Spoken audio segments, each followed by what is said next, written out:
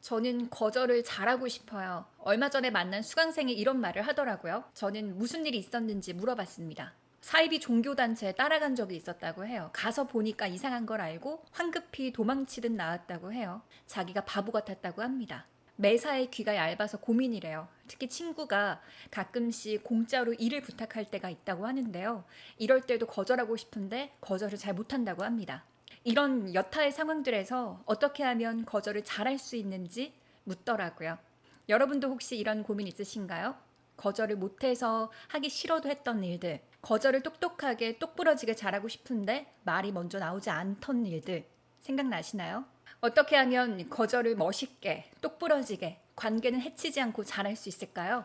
세 가지 방법을 말씀드리겠습니다. 첫 번째는 자책하지 마세요. 잘못한 거 아닙니다. 귀가 얇으면 좀 어때요? 거절을 잘 못하면 어때요? 왜 나는 거절을 못해서 이럴까 탓하지 마십시오. 여러분의 잘못이 아닙니다. 거절을 잘 못하는 습관이 밴 건 누군가에게 상처를 주기 싫은 마음에서 비롯됐을 거예요. 거절을 잘 안 하다 보니까 잘하는 방법을 몰랐을 거예요. 제 수강생도 마찬가지겠죠? 길을 걷는데 어떤 사람이 말을 거니까 친절하게 대답을 해줬을 뿐입니다. 그렇게 따라갔더니 이상한 곳이었던 거예요. 도망친 건 참 잘했어요. 하지만 자책한 건 잘못됐습니다. 자신을 탓하지 말고요. 그들을 탓하셔야죠. 그들이 잘 속인 거예요. 하도 많이 속이다 보니까 당신까지 속인 겁니다. 그걸 왜 자신을 탓하세요? 나쁜 놈들을 탓하셔야죠. 귀가 얇으면 좀 어때요? 자신을 사랑하는 사람과 소중히 아끼는 사람들의 충고와 조언은 합당하게 수용할 수도 있습니다. 하지만 때로는 거절을 잘 해야만 하는 상황들이 있죠. 그걸 잘 구분해서 거절을 해야 하는 상황에서 확실하게 거절을 하면 되는 겁니다. 여러분, 더 이상 자책하지 마세요. 두 번째는 단호해지세요. 친구가 공짜로 일을 부탁한 상황이라고 칩시다. 여러분은 이때 어떻게 하시나요? 들어주시나요? 만약 다른 사람, 모르는 사람이 일을 의뢰한 경우라면 여러분은 어떻게 하시나요?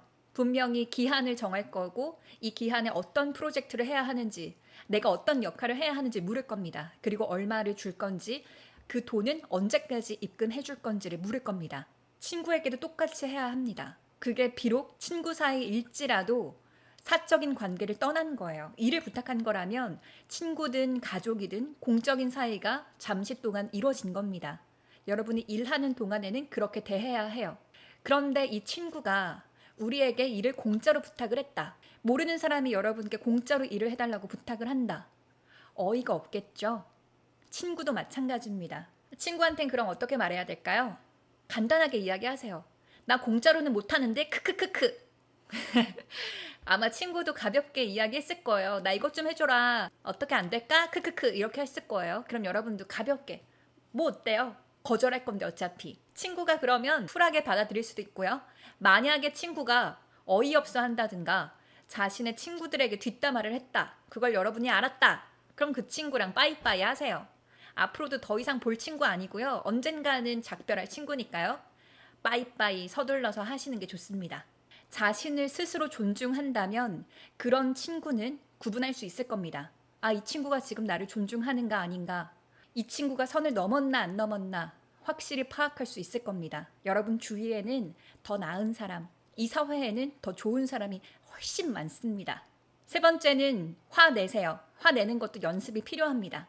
얼마 전에도 드라마를 봤는데요. 한 배우한테 기다리던 전화가 있었어요. 벨이 울려서 딱 받았는데 대출 전화인 거예요. 배우는 말했습니다. 죄송합니다. 안 할게요. 끊었어요. 여러분도 이런 스팸 전화 오면 어떻게 하시나요? 왜 우리가 죄송하단 말을 해야 하죠? 죄송하다의 사전적인 의미는 죄스러울 정도로 미안하답니다. 죄를 지은 거는 여러분이 아니죠? 따져 물어야만 합니다. 대출 전화, 스팸 전화 받으면 내 전화번호 어떻게 알았나요? 물어야만 합니다. 다시는 전화하지 말라고 경고해야 합니다. 지나가다가 이상한 사이비단체 같은 사람들이 말을 걸어온다. 그럼 빠른 걸음으로 지나치는 걸 우선 추천드리고요. 그런데도 끊임없이 쫓아온다. 그러면 두 눈을 똑바로 응시한 채 말하세요. 말 걸지 마세요. 그러곤 갈 길을 유유히 가시면 됩니다. 화내는 방법은 크게 두 가지가 있죠. 감정적으로 화내는 것, 또 다른 하나는 감정을 뺀 채 화내는 겁니다. 저는 후자를 선호하는데요. 감정을 실어서 화를 낼 경우 싸움이 더 커지기 때문이에요. 예를 들어서 식당에 갔는데 파전을 시켰어요. 두꺼운 파전에 속이 익지 않아서 너무 맛이 없는 거예요. 이럴 때 종업원을 불러서 감정을 실어서 이렇게 표현을 합니다. 아니 이게 지금 누구 먹으라고 내놓은 거예요? 보세요. 당신 같으면 먹겠어? 이러면서 화를 내면 엄청난 싸움이 벌어질 수 있습니다. 감정을 뺀 채 똑같은 상황에서 화내는 건 이런 거예요. 파전이 1.5cm나 돼요. 너무 두꺼워요. 속이 하나도 익지 않았어요. 보세요. 덜 익었죠? 밀가루 그대로죠? 못 먹겠어요. 주문서에서 빼주세요. 이렇게 말해도 괜찮아요. 다 알아들어요. 저는 똑같은 상황이 이렇게 있었고요. 후자로 말을 했습니다. 그래서 종업원분이 파전을 주문서에서 빼줬고요. 사과를 했어요. 브레이크 타임이라서 메인 주방장이 쉬고 있었다. 보조 주방장이 만든 파전이다 보니까 속이 제대로 익지 않았나 보다. 죄송하다. 새로 해드릴 필요는 없겠냐. 괜찮다고 했습니다. 주문서에서만 빼달라고 했고요. 나머지 음식 맛있게 잘 먹고 식당에 나왔습니다. 제가 이렇게 말했다고 해서 화를 매일 내라는 거 아닙니다. 화는 내지 않는 게 좋죠. 화낼 상황을 만들지 않는 게 좋지만 화가 나야 하는 상황이라면 화를 내야 합니다. 나를 스스로 지킬 수 있어야 하니까요. 이치에 사리에 맞지 않는 타인의 행동으로 인하여 나에게 불편함이 초래됐을 때 응당 화를 내야 합니다. 매번 화를 잘 내는 사람들이라면 감정을 빼고 이성적으로 화를 내는 연습을 하면 되고요. 평소에도 거절을 잘 못하고 남의 말을 잘 들어주다 보니까 나의 의사를 표현하지 못하는 사람들은 자기가 좋아하는 음식조차 말을 못하는 사람들입니다. 이런 분들은 거절 먼저 하는 거는 어려울 거예요. 그러니까 점심 뭐 먹을래? 저는 오늘 스파게티 먹겠어요. 이런 의사표현부터 시작을 하세요. 오늘 같이 김치찌개 먹으러 가요. 아니요, 저는 샌드위치 혼자 먹을게요. 할 일이 남아있어서요. 이런 작은 표현부터 시작해보시면 점점 시간이 흐르다 보면 더 분명하고 똑똑하게 거절할 수 있습니다. 관계를 해치지 않는 거절, 여러분 일상에서 유용하게 사용하세요. 고맙습니다. 안녕.